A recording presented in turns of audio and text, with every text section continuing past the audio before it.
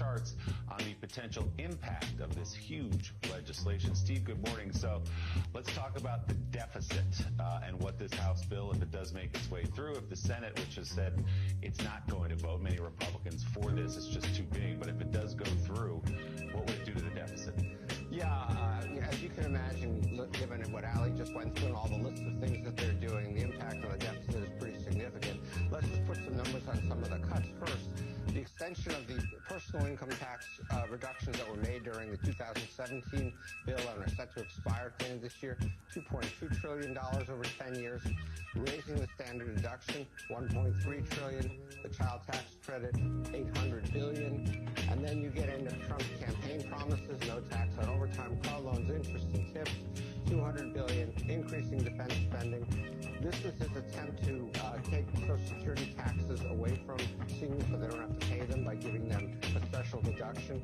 And then you get into the cuts, the student loan changes, the climate funds, and Medicaid, $700 billion of Medicaid cuts. So what does that do to the deficit? Here is the baseline deficit. So even without this tax bill, the deficit was essentially going to keep going up over the next 10 years, maybe come down a little bit at the very end, but essentially up.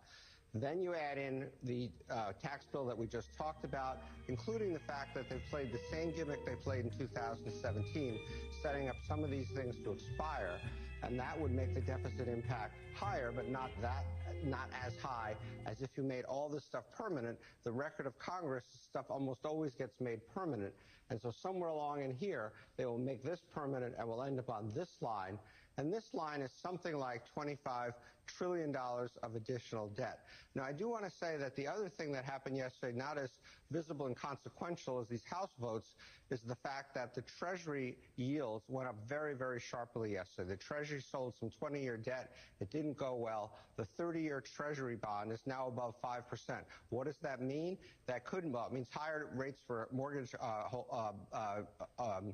originators and things like that. But what it also means is potentially the bond market's starting to say potentially $25 trillion of new debt over the next 10 years is more than we can absorb comfortably.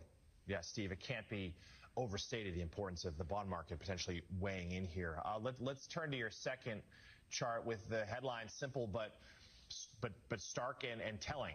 Tax cuts for the wealthy, spending cuts for the poor.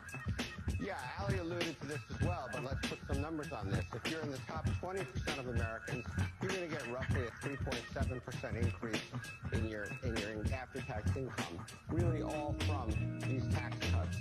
But if you go all the way to the bottom and everything in between essentially leads you to the bottom, if you're in the bottom 20%, you actually lose $800. Why do you lose $800?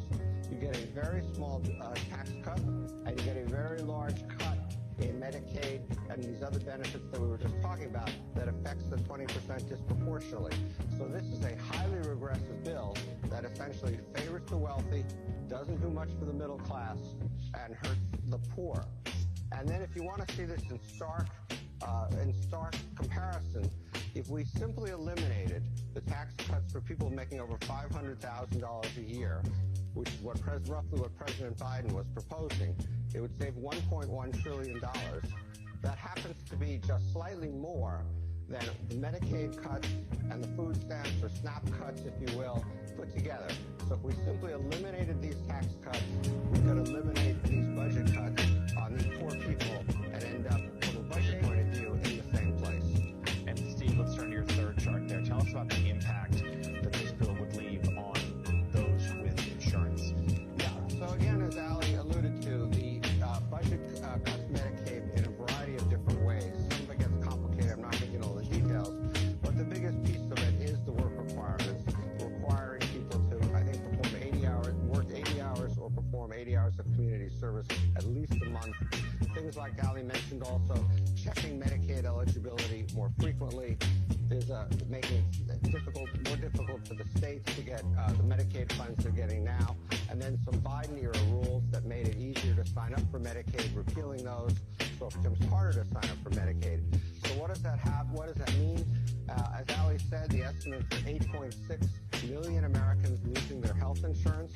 And what's interesting about this chart is if you go back over here, before Obamacare went into effect, when we had over 45 million uninsured Americans, it went down, down, down, down, down. In here was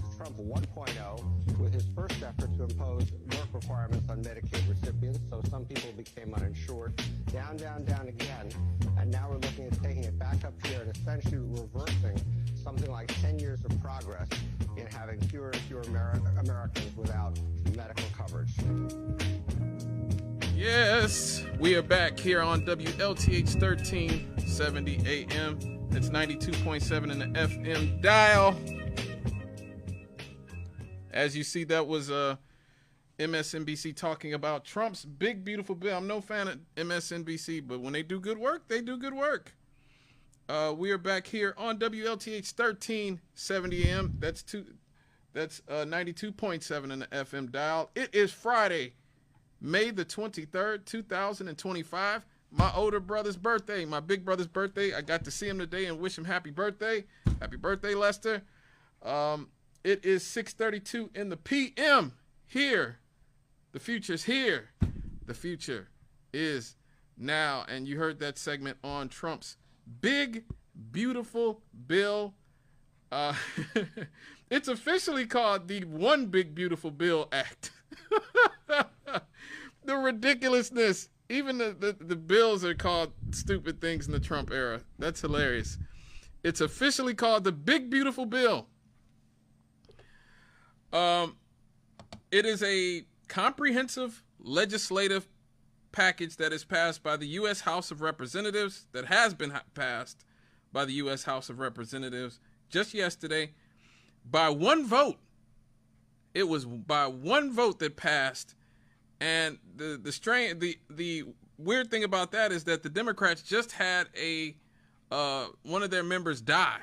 I think it was Joe Connolly, a member of the House, die. If Joe Connolly is alive, he probably votes against the Big Beautiful Bill, and it's 215-215. But since he's dead and they haven't replaced him yet,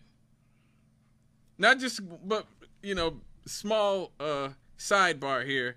It just goes to show you how, dysfunctional the Democratic Party is, that they actually took a man who was dying, and Joe Connolly, gave him a big seat on one of those committees over Alexandria Ocasio-Cortez, who's probably the most high-profile, most, probably regarded younger Democrat. But they chose to give Joe Connolly the seat on the committee over her. No, and the man was dying, literally dying. And so now he's died, and they have one less person. Can't get out of their own way, folks. They can't get out of their own way. Now, this bill is 1,116 pages long. So it's a thick bill. It is primarily focused on tax cuts,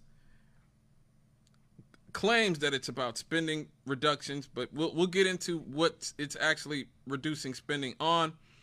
Border security, energy policy, and other priorities. Now, what exactly is, now, let me just say this as well. This bill might be revised in the Senate.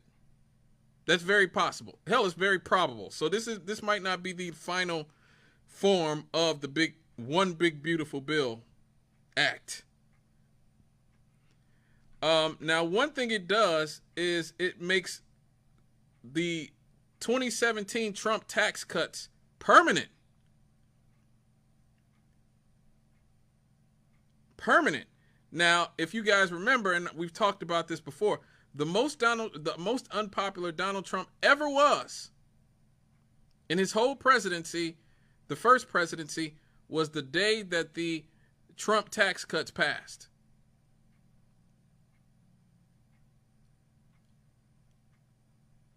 He was never more unpopular, even when the Democrats were coming after him with all the Russiagate nonsense, which we debunked here, and other, it's been debunked by other places. Even when they tried to impeach him over Ukraine, over COVID, all that nonsense.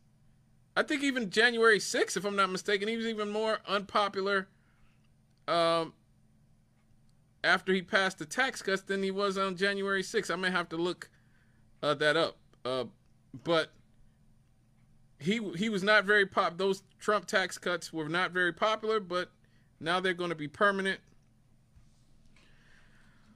Also, this bill eliminates federal taxes on tipped income for workers in sectors like food service, hair care, nail care, aesthetics, and spa treatments. Now, obviously, these employees are making only $2.13 an hour in a lot of instances. So, we would be better off if we just paid these people more money, as opposed to them having to rely on the tips of other people. And that's another one of those things that Europeans and other foreign people who come to this country are always astounded by, that American workers are paid so little that they have to rely on the kindness of customers just to make ends meet. That is something that you don't see in much of the world. So, a lot of countries look down on tip culture, but we have it because, we allow the capitalists to exploit workers and not pay them a living wage. Again, this is just what the rest of the world is thinking. This isn't just some hardcore, this isn't some hardcore socialism here or something. This is just what the rest of the world, the developed world, is thinking about us not paying people who serve. In places like Denmark, people at McDonald's make $23 an hour. So they don't have to be tipped.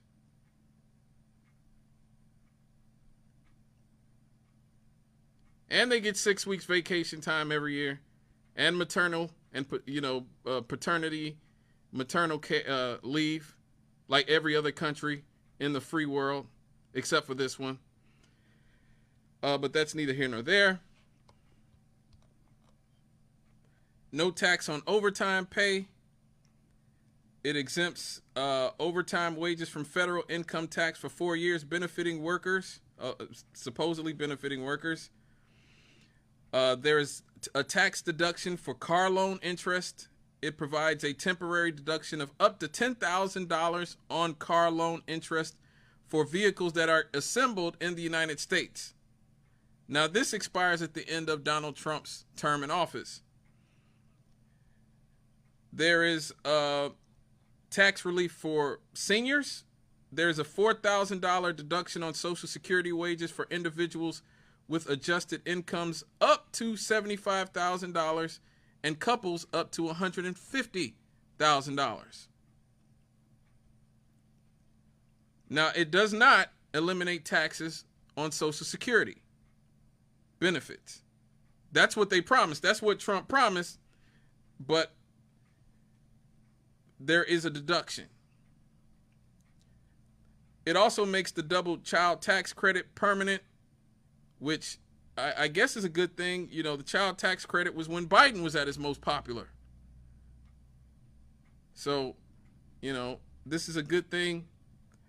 It's also what we talked about last week, where the Trump administration was trying to bribe people to have children.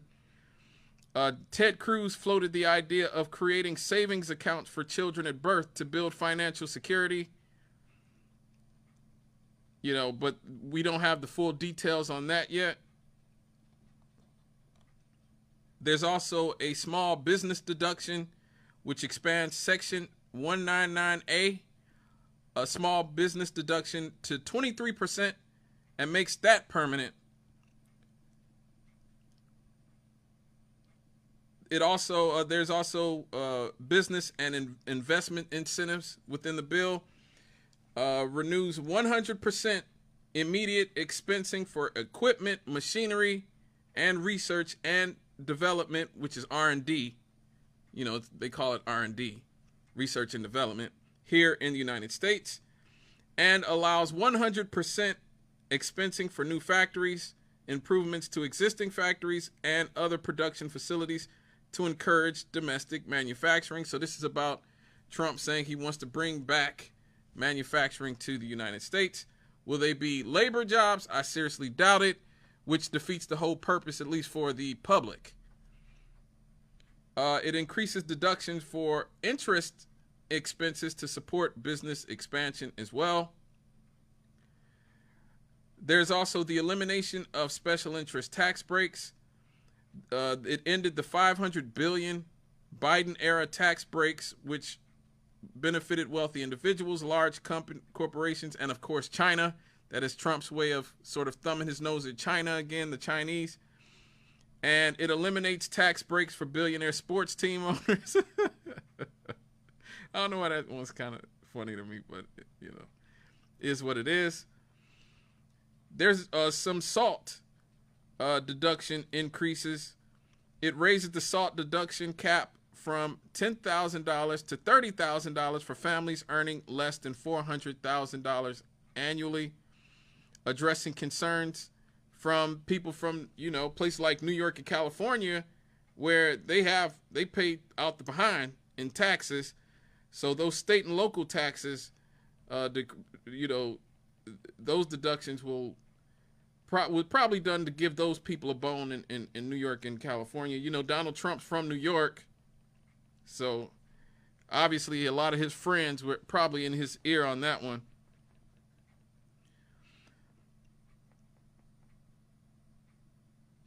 There was also an estate tax exemption. He raised the estate tax exemption from $13.6 million to $15 million. There's also tax restrictions for undocumented immigrants. From here on out, if you're an undocumented, you will require a Social Security number for claiming tax credits and deductions, effectively ending eligibility for undocumented illegal immigrants. It eliminates Obamacare premium tax credits and Medicare eligibility for undocumented immigrants. It imposes new fees on remittance payments sent by undocumented immigrants outside the U.S. Now, this is a very interesting one. We all know how Donald Trump, like many right-wingers, they hate college. They hate colleges. They think only their kids should. I think that with Ronald Reagan especially, we talked about that when we did History's Greatest Monster, our History's Greatest Monster segment on Ronald Reagan. The right hates college so much because much of the anti-war and sort of resistance movements came from the colleges. And so a lot of people don't know college used to be free in places like California until Ronald Reagan was the governor in the 60s. And he saw that the colleges were the epicenter of the anti-Vietnam War movement. And so what he said was, look, we have too many smart kids. Too many smart kids who don't want to go and die for, you know, in our stupid wars and don't want to support our stupid wars. And so let's make it harder for them to be able to get college educated. And ever since then, it started in California, and now the price of college has ballooned nationwide, because they decided that they needed to make college more inaccessible so that there'd be more people to fight in the military, more people to want to fight in the military, and more people would be willing to support our endless war industrial complex. And so, you know, again, I always ask people, if you're listening to this show, look at the rest of the world, folks. Look at the rest of the world. Plenty of countries have universal college education as a part of the deal. If you're born in a country, you get educated up through college or trade school. They will teach you how to go into the labor marketplace.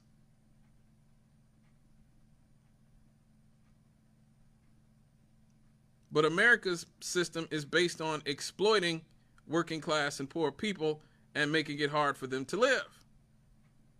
So that so that we can have a military industrial complex, so we can have a prison industrial complex, so we can have a billionaire class that eats the rest of us and exploits the rest of us. And we will be desperate enough to have to work at Walmart and be on work full time at Walmart, while at the same time having to be on benefits because we don't make enough money to live. That's not what you see in most of the rest of the first world. Now, maybe in third world countries you might see that, but you don't see that in most of the happiest, healthiest, richest countries in the world. except for the United States. Which is why young people don't want to get married. Young people don't want to have children. Young people don't want to put down any roots and can't afford to put down any roots in this country. And so Trump, he's introduced new taxes on university endowments with rates of 14% for endowments per students between 1.2 million and 2 million, and 21% for those above 2 million. Again, we all know Donald Trump hates colleges, just like Reagan, Bush, and all those other people did, because where's all the anti-Zionist, anti-Gaza genocide protests coming from? The universities. And a lot of the people leading the protests are Jews. Many of them, a large percentage of the protests are being led by Jews. And yet they still insist that it is anti-Semitism because they are dishonest and disingenuous people. There are also spending and budget provisions. The debt ceiling has been increased by $4 trillion. $4 trillion.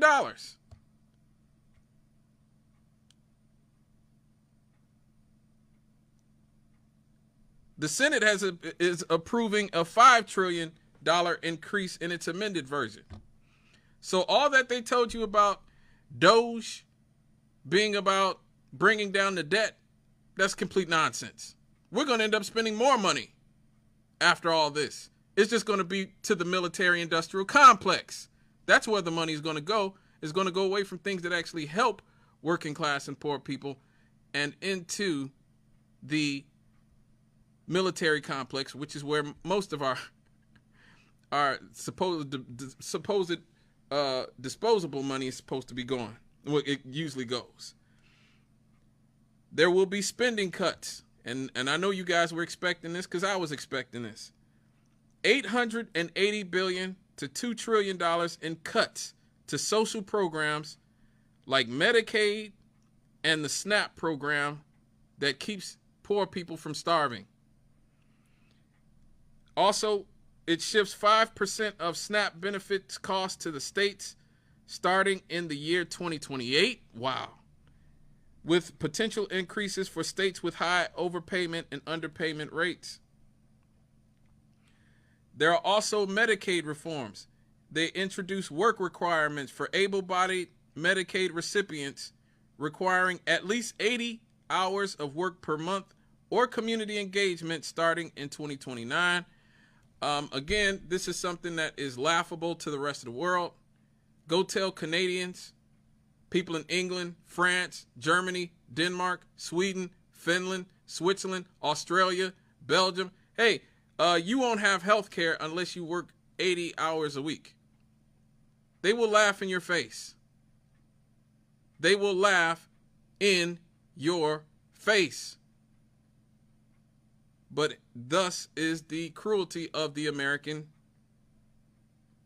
political system, is based on denying people health care and dignity in a lot of instances.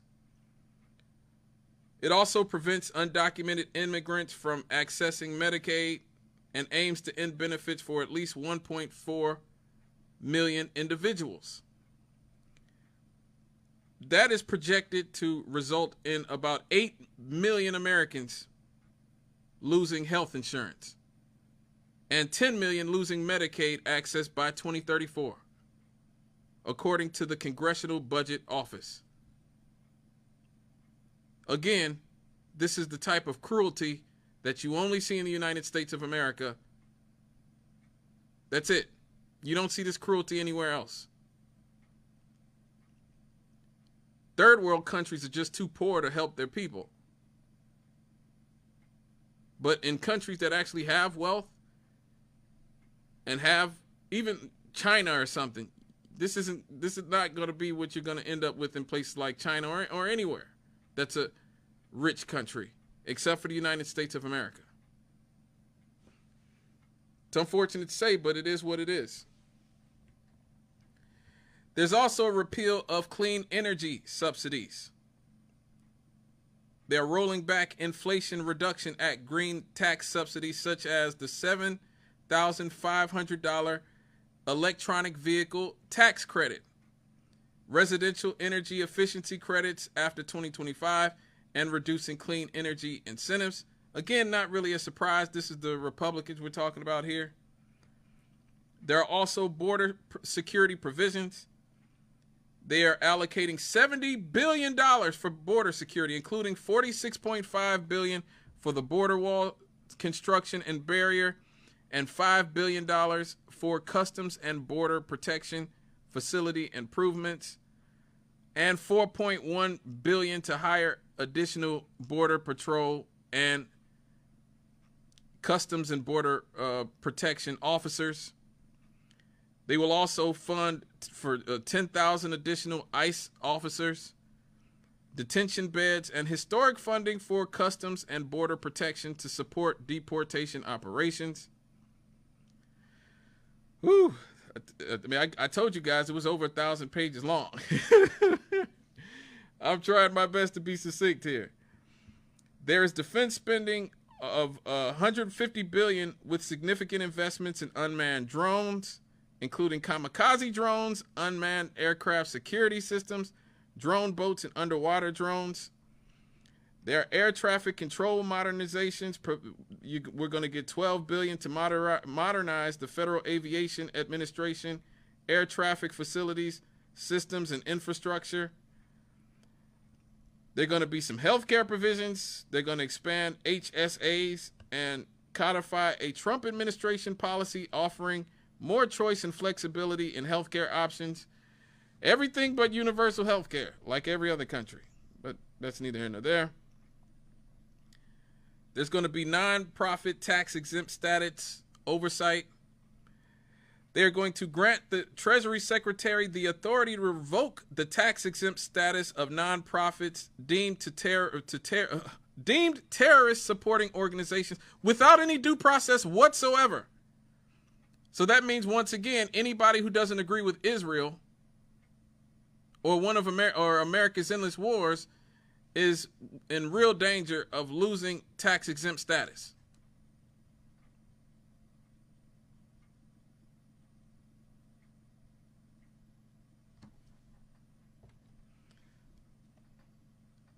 Now, this bill overall is projected to increase the GDP by 5.2% over the next 4 years and 3.5% in the long term, according to the Council of Economic Advisors.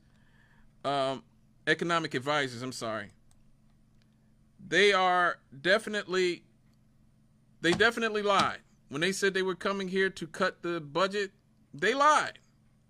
They came to take from you to give to the military-industrial complex and to the wealthy. So this bill is probably going to add somewhere between $3.3 trillion and $5.7 trillion to the national debt by 2034. They are claiming $1.6 trillion in savings, but you got $5.7 trillion going out the window.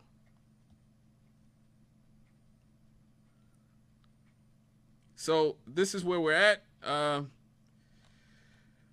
Good Lord. Doge is a fraud. As I said, they said they wanted to save money. Well, that's complete nonsense. And a shout out to Thomas Massey and Warren Davidson. They were the only Republicans to vote against this. All the rest of the Republicans voted for this. 67% of the tax cuts will go to the richest Americans, while just 1% of the tax cuts will go to the poorest Americans. So again, this is a wealth transfer. Just like what we saw during COVID was a huge wealth transfer, this is a wealth transfer as well.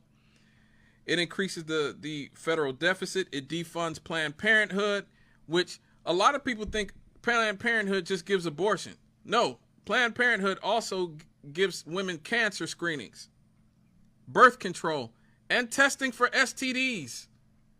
So there's going to be a lot less women who are going to be getting birth control, who are going to be able to be screened for cancer, get pap smears, and be tested for STDs. That is reprehensible. Also, this is going to allow investors, the wealthiest investors, to avoid higher taxes. It's going to increase insurance premiums by 8% for non-Medicaid plans. More than likely, it's going to take health care coverage from up to 15 million Americans. It's going to take food stamps away from many children over 7 years old. That's a product of, welfare reform. That, we're just sort of coming, this is a continuation of Bill Clinton's war on welfare in the 90s. Many children over 7 years old are going to lose the ability to eat. And if that's not bad enough, this bill actually bans states from regulating artificial intelligence in any way for up to 10 years, including for public safety. So that's the big, beautiful bill, folks. Let me get to these calls. Hello, caller. What's up? Wow. Thanks a lot. Thanks a lot. I could only probably shine a little more because I got probably over 50 years on this. But that's pretty straight. And that's just the tip of the iceberg. And the actuality, right, with the, what is the military, $4 trillion, the what is it, $2-3 trillion? That's almost less than a third of what the military budget actually is, because discretionary spending is almost 3/4 of the budget, right? And the idea of what you gave for an estimate of our future debt, I thought was a good guess estimate, but I think that's kind of giving him the benefit of the doubt. we're at D2, brother, because the debt, of course, they have to raise the debt because they have to raise the interest because they threatened, this man has threatened everything and caused world chaos in the economic world, actually. And so there's nothing that feels like it's safe at all because we're the ones that set up the World Bank. I mean, I'm just saying, when we talk about this stuff, it's like, holy cow. Little Marco is now Homeland Security, Little Marco. You remember Little Marco, right? Oh, yeah. He is now head of Homeland Security, all 17 agencies. And he talks about due process. It's like, wait a minute, don't tell me about that. We got criminals out here. Yeah. Yeah. I agree. I'm just saying, it's like, it's very impressive. Now, there was one ray of sunshine for a moment. I listened to the Health and Human Services. Right. The new doctor that fired the smart guy. But anyway, he is talking about understanding now that the nutritional path our children get are leading to these autoimmune diseases. Oh yeah, I'm going to talk about that probably next week. Definitely. Yes, sir. Definitely. Thanks a lot. Thank you for your call. I got another caller, but thank you for your call. Hello, caller. What's up? Hey, Scott, what's happening? It's all good. I appreciate you, man, keeping me on hold like that, man. You gave me a chance to make me 2 extra sandwiches for the game I'm waiting for. Listen, man, I appreciate you, son. It's all good. Listen at this, man. Now they're going to cut a lot of money, man. I don't know, where your grandmother stay at, man, but better start cleaning out the extra room, man. You're going to have to start digging in your pocket trying to help her with her medicine, man. She might be moving back with you all, man, Yeah. grandma's, man. So, Yeah. clear out the extra room for grandma, man. Listen to this, man. Now, give me this. You said they want to put people with disabilities back to work. Are they going to start putting people with poor vision, like maybe, some kind of vision complications? Are they going to start putting them in the packing houses, cutting up meat there with cleavers and saws? Hey, you never know. I mean, this is a particularly cruel administration when it comes to those types of things. Well, you know what? This is cruel as Cornel West, your guy, man, he was screaming and hollering and, telling a certain segment of people, man, to turn away from that situation. And now you find yourself in a trap, and now everybody wants to start screaming and hollering. But listen to this, man, right here. Now, you look at, when you were talking about, they're going to bring, I don't know the percentage of them, but they're bringing Tarzan and Jane to America now, man.